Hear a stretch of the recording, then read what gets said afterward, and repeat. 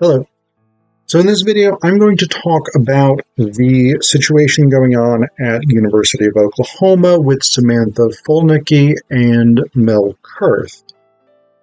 Normally, I would not talk about it on this channel. This isn't a current events channel. It's not a politics channel. And this has very much become a heated political issue. But the reason I'm going to talk about it is that I got a question in response to a recent video about my opinion about the situation. And the person did specify, to their credit, I'm very happy with them for doing this, that they were not asking for my political view on it. And while you may glean something of my political inclinations from this video, I'm not specifically making a political response to this. What the person asked, and again, to their credit, the way that they approached this, I think, was 1,000% right, was, as someone who has taught rhetoric for over 15 years, as someone who has graded student papers for over 15 years, as someone who makes YouTube content, giving pedagogical advice for instructors, etc., what is my view of the situation, how it was handled, this kind of thing, right? And I do have a little bit of insight into this because I've had papers in my over 15 years as a university instructor that I vehemently disagree with. I have had a number of papers, some of which I'm just like, I think your conclusions are wrong based on the evidence that I am aware of, and none of the evidence that you have provided has made me think otherwise. Some I've had papers where the ethical framework that student presents is personally repugnant to me. I've not had any kind of situation like what has happened with Mel Kurth, where I have been targeted by an organization like Turning Points USA. I will talk about that later in this video. Thankfully, and I hope that I never do, because it's an incredibly psychologically detrimental experience for the people who go through it. Fortunately for me, and unfortunately for others, I happen to be of a demographic that Turning Points USA does not tend to pursue quite as vigorously, right? So LGBT instructors, female instructors, instructors of color, these are much more popular targets for Turning Points USA and for the far-right rage machine in general. Again, I will talk about that later in the video as well. But I do want to start by talking about this situation as a grading situation, right? We often, in the teaching profession, talk about teachable moments, right? And I think this Fulnecky situation is, in many ways, a teachable moment. And again, I've had these sorts of things where a student has said things I vehemently disagree with. Sometimes I have handled it well. Sometimes I've not handled it well in retrospect. I think even in the instances where I have not handled it particularly well, I have handled it in a way that is reasonable as far as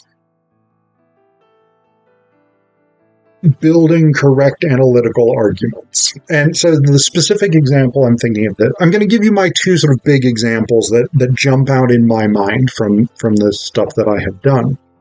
One of which I don't think I handled amazingly well, but it wasn't horrific, but I think I could have done better. And the other of which I think I handled the proper way. So one example, I was teaching a British Literature 1 class, early British literature. I think it might have been my second time teaching a literature course at university. I think it was my first time teaching Brit Lit 1. and I was teaching the poetry of John Wilmot, 2nd Earl of Rochester, who is a Restoration-era poet who's just filthy, right? Sex, wine, women, and song, right? And not just women, wine, sex, and song, right? Rochester did not discriminate. So I had a student who made what in my view was a very sort of anti-feminist, misogynistic argument where he interpreted a particular line in Rochester's poem and the phrase "around the town the common fucking post" to refer to this sex worker that is in the poem Rochester was writing. The problem is, from the grammar of the poem, it is very clear that that phrase does not refer to this woman, it refers to Rochester's penis. The student attempted to make the argument that the negative phrasing directed at this woman was Rochester's repudiation of sin. The problem is that the poem itself does not really support that reading. You have to ignore what it actually says in order to make that reading. And basically what I said to this student in my feedback is, you are interpreting this incorrectly. The object that is being described by this phrase is not the object that you are reading into it. Therefore, this reading does not stand up to scrutiny. Was I correct? Yeah. There's not really a way of reading the poem grammatically that supports the argument that the student was making. You combine that with the sort of misogynist implications of the argument that the student was making, and I was correct. Did I handle it well? No, probably not. How would I handle it differently today? I'm not 100% sure, to be honest. I have thought about this a lot. And this would have been 2013, 2014, somewhere in there. So this was about 10 years ago. I've thought about this a lot since then, and I don't necessarily know what I would do to do better with this. But I suspect that I would do better now, since I'm a much more experienced, mature instructor since then. The other one that I remember is a student in, I think, a second-year writing class. It was a research-based sort of writing class. Made the argument that men who father children, or who have men who get women pregnant, should have a say in whether or not that woman is legally allowed to have an abortion. And this is a position I find personally incredibly problematic. I vehemently disagree with that assertion. I did not frame my response in terms of my disagreement with that assertion. And I think that's a very important thing to think about when you are responding to student writing with which you personally disagree. And I put on that the caveat that that is not always easy to do. I have a tremendous amount of privilege because of who I happen to be as a human being, as a person with demographic markers. I can approach things in an academic way. And by that, I mean I can treat them as this is an issue to be debated rhetorically, to be discussed, and while it has real-world implications, we are nonetheless functioning within the world of academia. For a trans instructor who gets a paper like the one that Fulnecky turned in, asserting that trans people are demonic, for an instructor of color who gets an essay turned in by a student asserting that people of color are inferior or whatever it is, for an instructor from a formerly colonized country who gets an argument from a white student in particular that colonization was a good thing, there is very much more a personal dimension to that, which is incredibly difficult to set aside. And if I'm being honest, I'm not 100% sure it is the right thing always to set that aside. However, if we're thinking about how do we respond as professional instructors in this case, unfortunately, people have to set aside their personal feelings, personal experiences, the ways in which they are personally being targeted by the rhetoric of those types of papers. Not because it is a good thing that they should do so necessarily, but because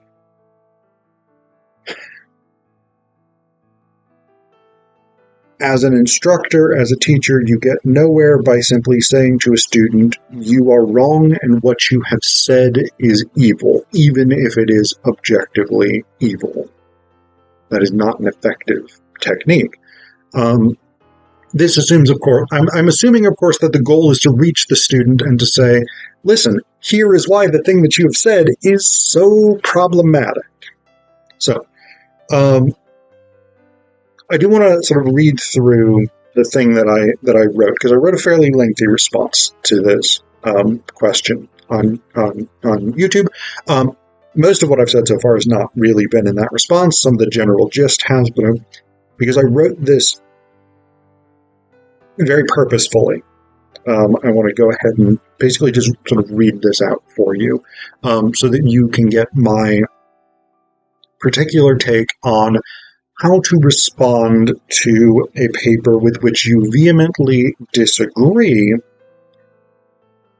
particularly one that is rooted in a student's personal beliefs or moral system, rather than in the types of data that are considered legitimate within a particular field. There's some of this that is specific to the Fulnecky situation, and there is a lot of this that is rooted not just in that situation, but in other instances that are similar to this and in my experiences, particularly with those two students, and what I think are the best practices for responding. Again, all of this comes with the major caveat that for people who are, for instructors who are in demographic groups directly targeted by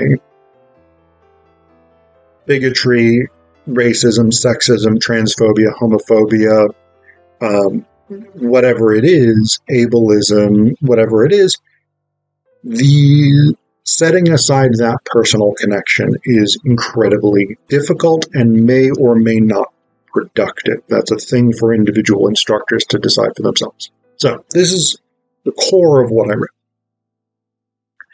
The first issue is that a student who writes a highly religious or morally indignant paper will probably sincerely believe the ethical stance they're taking, and they may or may not be prepared to have that challenged. So that's a huge hurdle, because, as anyone who's studied confirmation bias knows, if in my feedback I challenge a student's deeply held beliefs by simply treating them as illegitimate, then they're likely to retreat into those beliefs and feel that I'm discriminating against them for their beliefs. In this sense, I think the TA did not approach feedback to Fulnecky's essay in the most rhetorically effective way. The problem is that something like personal morality is not equivalent to the kinds of critical reasoning required in academia. Often in bubble comments, I will significantly contest the students' assumptions and approaches, explaining why they don't hold up to critical scrutiny based on the available evidence. But I also do this with essays I agree with if arguments don't hold up to scrutiny.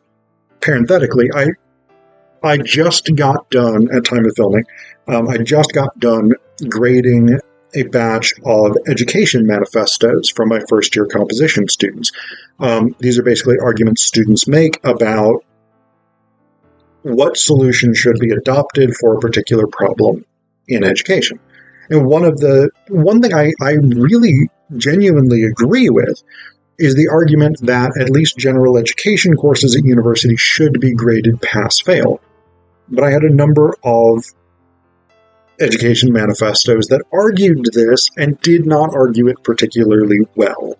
And so I put bubble comments basically saying, here is why this argument does not hold up to scrutiny, or here is this counterpoint that you have not addressed, that here's a reason to doubt the thing that you're saying, even though I personally agree with the argument being made there, which I don't necessarily tell students because I think it's neither here nor there whether I agree. That is not the issue at hand. The issue is, how well has this student fulfilled the objectives of the assignment? How well have they utilized rhetoric? How well have they built a critical argument to achieve the goals of the assignment?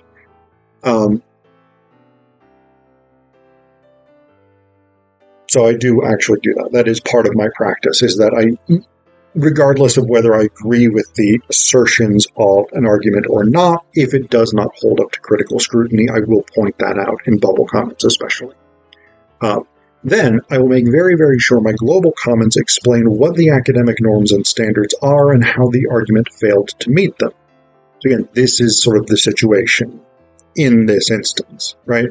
For a sociology class, I think it was a sociology class, it might be psychology, it doesn't make a difference for my point here.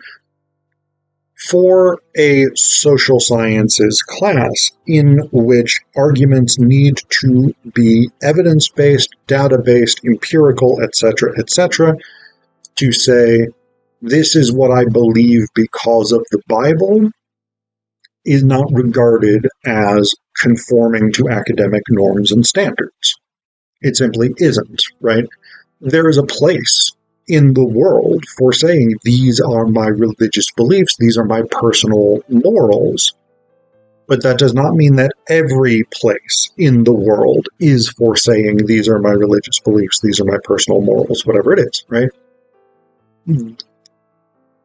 The argument did not seem to meet disciplinary standards from what I can tell. And I should have given this disclaimer earlier. I've not followed this case in detail. I know the broad brushstrokes. I've seen bits and pieces of what Fulnecky wrote, bits and pieces of the feedback, but I've not looked into it in detail. So this is really meant to be sort of pedagogically useful for people who encounter these sorts of essays that seem to be rooted in personal beliefs, but don't necessarily conform to academic norms. So, to go on with what I wrote. Short version, I try to construct my feedback to teach the student academic or disciplinary norms and push them towards the type of evidence regarded as legitimate in the field. I actually think this is a really important point because students often come into university, depending on their high school education, not knowing the kinds of things that we in academia know and take for granted. I think this can especially be a failing with grad students who are teaching assistants or instructor of record or whatever it is.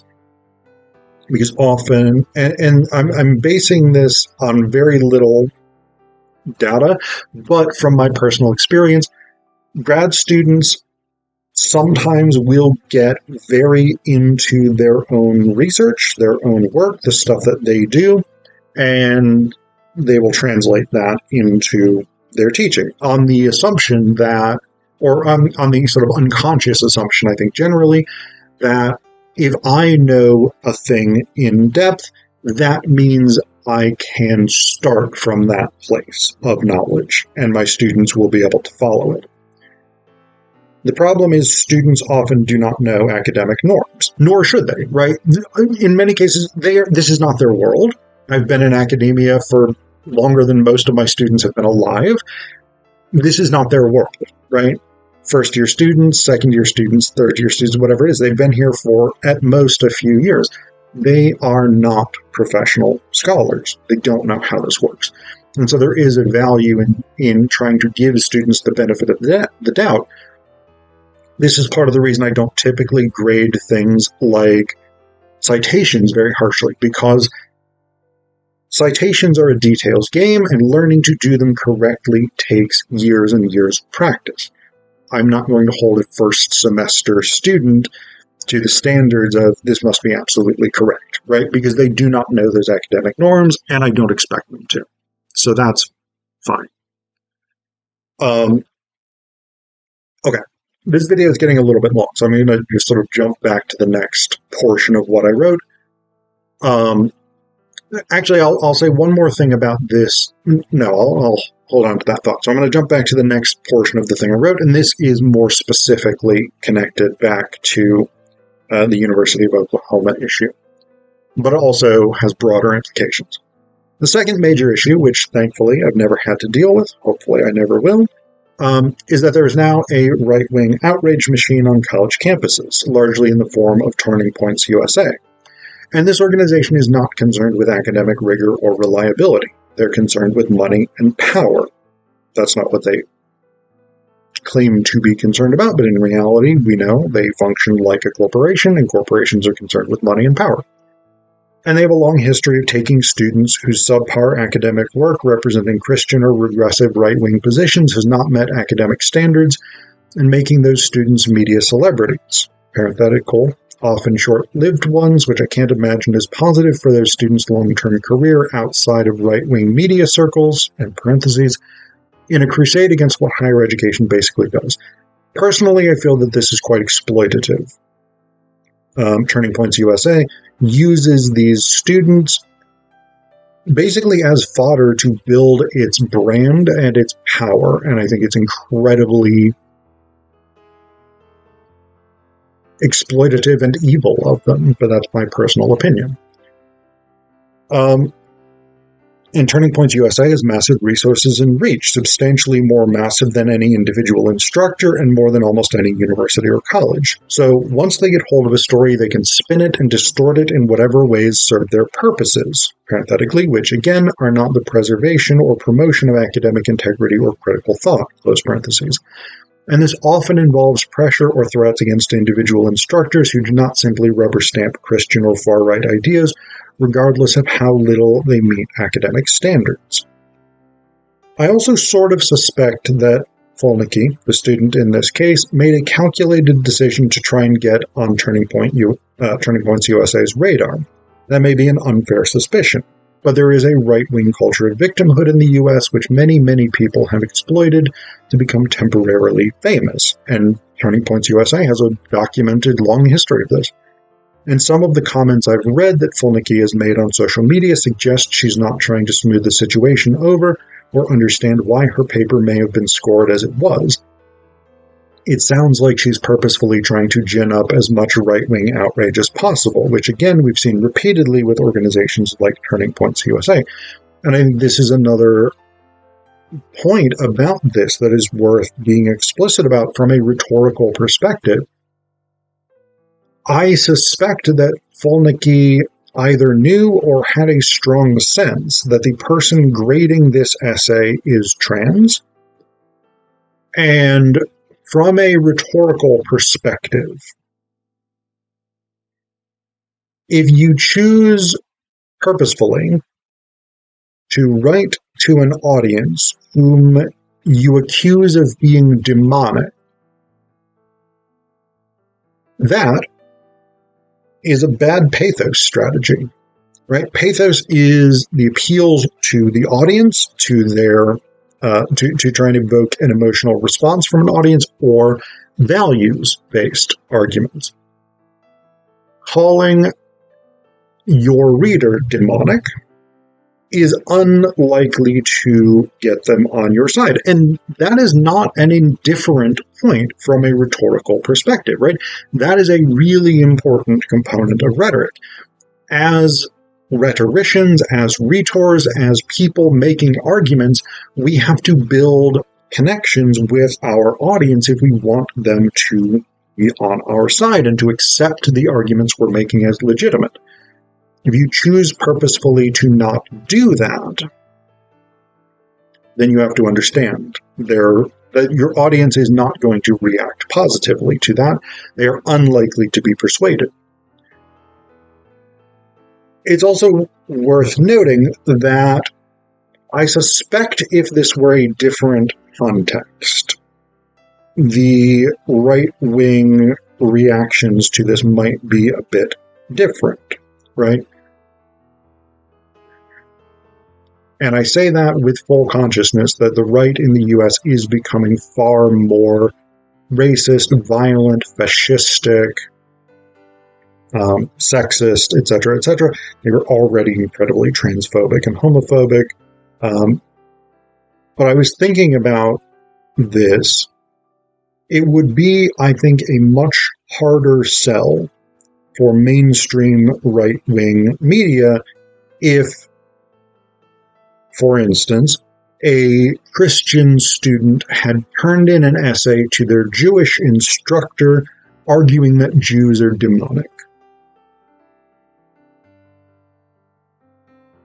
Many Christians think that.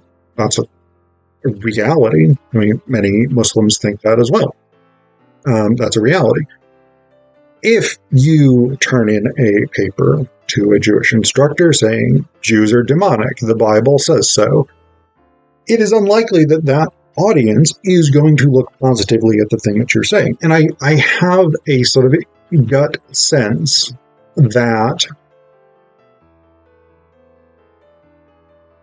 if that part of the reason that this situation has become so media significant, right, is because we as a society, particularly the right, believe that the existence and the legitimacy of trans people is open to debate in a way that most Americans, I think, and this is very much an American-centered issue, though there's variations in other places in the world in academia, that most Americans, I think, perhaps optimistically,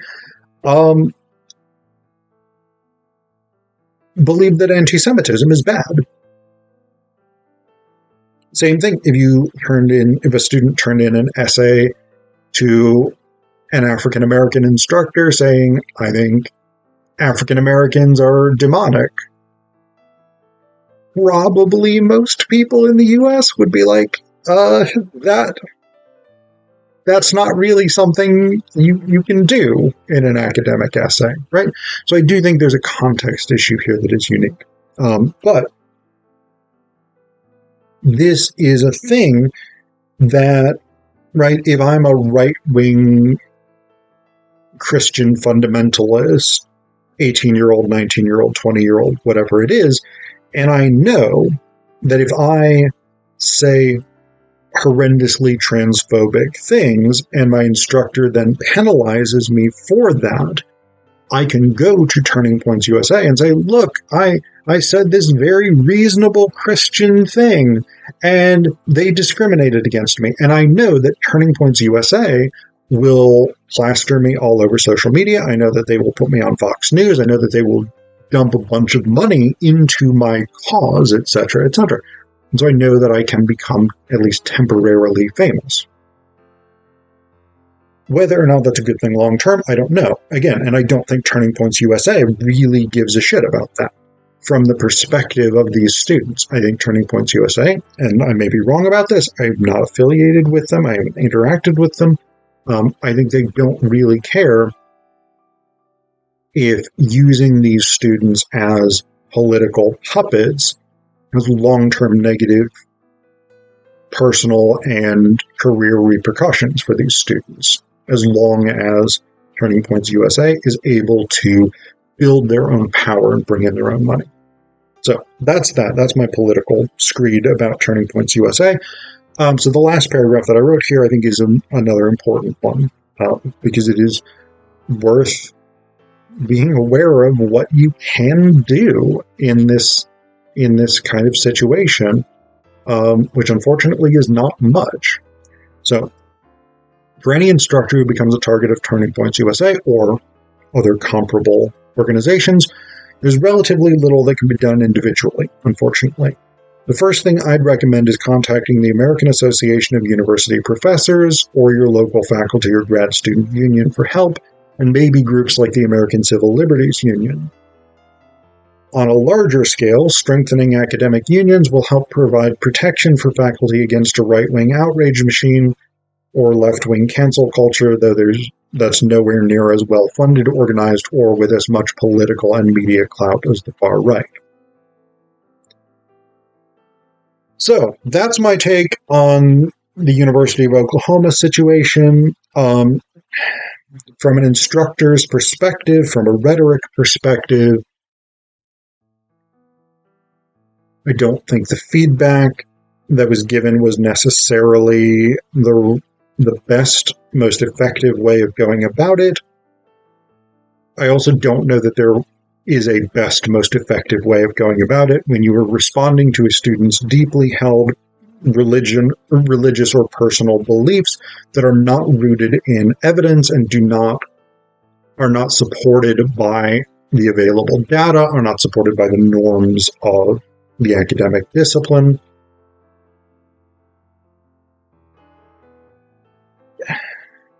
Appealing to the norms of the academic discipline is unlikely to be super, super persuasive, but on some level, that's the best you can do, unfortunately. How to navigate giving that feedback is very, very tricky. I've been in that situation. Fortunately, it has not blown up in my face in any substantial way. But yes, I try and keep the feedback on these types of in these types of situations as close as I can to here are the academic norms, here are the grading standards, here are the assignment requirements.